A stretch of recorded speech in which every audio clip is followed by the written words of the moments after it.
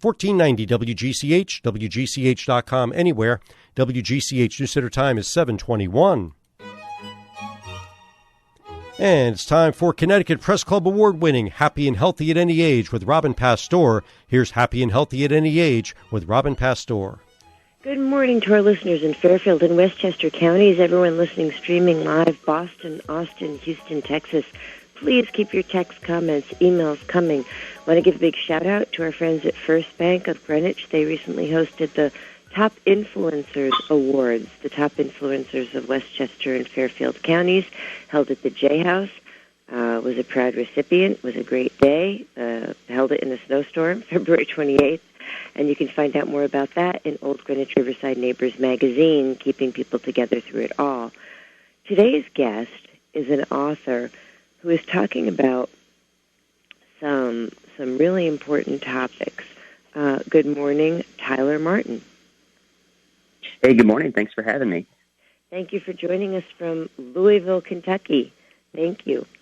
So you and I were talking off-air about the fact that Americans feel the most overwhelmed and stressed they have ever felt. According to a survey in the Washington Post, 27% of Americans are reporting that they're feeling the most stress they've ever felt in their busy lives. 72% of Americans, 7 in 10, state, per the American Psychological Association, that they're experiencing or have experienced health impacts due to the stress they feel. But you talk about the importance, even though people are so overwhelmed and busy, of making time in the day, which sounds easy but may not be, to care for oneself. And you call it facing the friction factor. What do you mean by friction? No, so when I talk about friction, what I'm referring to is the inefficient use of time or energy in a diet or an exercise process. So friction is anything that makes the process of exercising or dieting take longer than it really needs to take, or require more energy than is really necessary. So think about things like packing up your bag and making the trek to get to a gym, or waiting in line to use a piece of equipment. These are all things that make the process itself take longer, but they don't add any additional value to the outcome that you're aiming at. So if you can find ways to eliminate these points of friction from fitness processes, what you're left with is a routine, a procedure that's going to be much more repeatable. And if it's more repeatable, it's much more likely that you're going to be able to turn it into a habit. And so anybody who wants to make real lifestyle change that's consistent over the course of years and hopefully decades, they have to build habits. That's crucial. So my whole approach to fitness is teaching people how to build sustainable habits by eliminating friction. And you talk about the philosophy of your work. It's almost a philosophical approach to, would you say, making time to require time for self-care as a philosophy? Do you consider this philosophical? To some extent, yes. Now, I wouldn't say that it's a requirement. It's definitely a choice. But the way that I approach this is I try to flip the way most people look at fitness on their head, because I think especially people that are pressed for time and they live a busy lifestyle, we think of fitness as this burden or this duty. It's this thing I have to do because I have an obligation to do it, or my doctor or my family is encouraging me to do it. And I want people to really think about fitness as a life enhancer. So I really encourage people to think about the ideal type of life that they would like to be living, and then look at what are the limitations that are, in your world right now that might be related to health and fitness, whether it's, some kind of a chronic disease, or, maybe you're overweight or less mobile than you'd like to be to really live out that ideal life. And so I tell people to, create a vision of what would that ideal life look like if you could remove these barriers that are created by not being as fit as you'd like to be. And that is a way to really look at fitness as a life enhancer. So it's something I want to do because I see here's the benefit, here how it's really going to add value to my life. So just in that way, I think it is a philosophical approach. And a neighbor mentioned in preparation for the show, I always talk about the show with neighbors and people in the community, that cholesterol in her opinion, can be lowered through daily exercise. Do you believe that could happen? Yeah, absolutely. It's a combination. So exercise is certainly a component of cardiovascular health, and cholesterol is a part of that. And of course, nutrition is extremely important in that equation as well. Mm-hmm. And that was I Googled that, and that was per the Mayo Clinic I researched. That does say that exercise can improve your cholesterol about 30 minutes a day, making time for 30 minutes a day.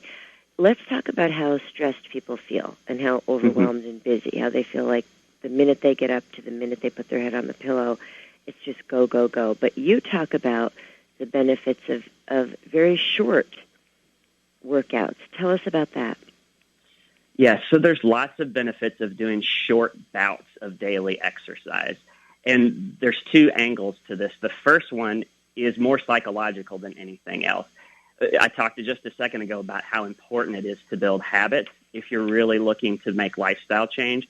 And so it turns out that if you can do a short bout of daily exercise, even if it's just 5 minutes day to day, now you can build on that over time as things get easier, but a short bout of daily exercise is going to be more repeatable.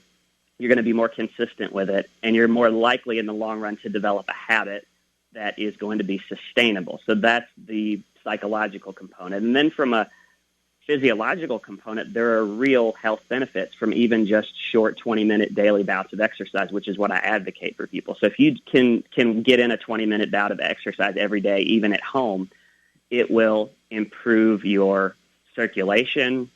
It will help enhance your mood. There are cognitive benefits like memory and recall. It helps with quality of sleep, and it also tends to be a hunger suppressant. So there's some real physical benefits, and it doesn't take as much time as people traditionally think.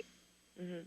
And you've studied health and fitness for quite some time. You're certified and have degrees and licenses, and you call your book The Friction Factor, quote, the busy person's guide to a sustainable diet and exercise program. Now, I want to talk about diet for a minute. There are some people I know, my neighbors, who are vegan or vegetarian, and then others are constantly texting me to go on a carnivore diet and only eat meat, which is something that would not work for me. Where do you stand regarding foods? So first I'll say I'm not a nutritionist, and so I don't prescribe a particular style of eating to anybody. What I'm really focused on is helping people build sustainable habits, and my approach to nutrition is the best, most effective diet that a person can adopt is the one that they can stick with. And so, if you have a goal, such as to lose weight, or that's probably the most common one, but just eating healthier in general, it's all about having a plan. So I think where busy people really struggle is they're constantly in this situation where they have 15 or 20 minutes to get a meal together and move on to the next thing on their to-do list. And so if you don't have, go ahead. It's a quick, if people are under pressure for time. I'm getting the signal we have to wrap up. Tyler Martin, The Friction Factor. If people want to reach out and find you, what's a good way to do that? You can just go to my website. It's frictionfactorfitness.com, and there's information there about buying the book. And you can also sign up for my email newsletter to find out about new podcasts and articles when I publish.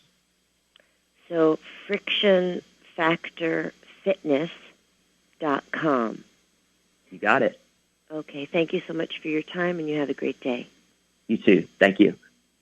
All right, thanks very much. That's Happy and Healthy at Any Age with Robin Pasteur. You hear her Connecticut Press Club award-winning show each Tuesday morning at this time, right here on 1490 WGCH and WGCH.com anywhere.